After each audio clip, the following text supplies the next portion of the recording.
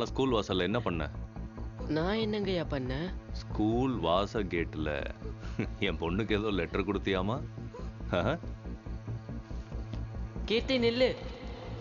Exam டிக்கெட்டை கிளாஸ்ல விட்டுட்டேன். நாளைக்கு எப்படி எக்ஸாம் எழுதுவேன்? ஐயோ மறந்து போயிட்டேன்டா. தேங்க்ஸ்டா. ஐயோ அது லெட்டர் இல்லைங்கய்யா, அது ஒர்க் ஷீட்டுங்க. நீங்க தப்பா நினைச்சிட்டீங்கய்யா. டேய், அது ஒர்க் ஷீட்டுங்கிற விஷயம் கொடுத்த உனக்கும் தெரியும், வாங்கின என் பொண்ணுக்கும் தெரியும். ஆனா தூரத்துல இருந்து ஒருத்தன் பார்த்தான்ல, அவன் லெட்டர்னு நினைச்சிட்டான். ஊரு ஃபுல்லா போய் அதைத்தான் சொல்லுவான். பால் ஊத்துற நாராயணனோட புள்ள இந்த மங்கபதியோட பொண்ணுக்கு லெட்டர் கொடுத்துட்டான்னு சொல்லுவான்.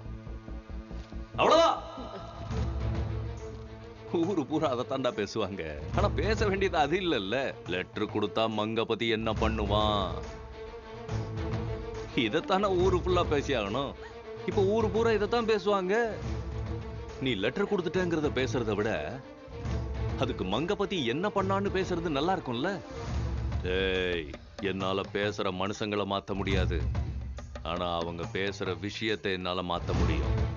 என்ன இப்போ இதைத்தான் பேசுவாங்க, பேசட்டும்.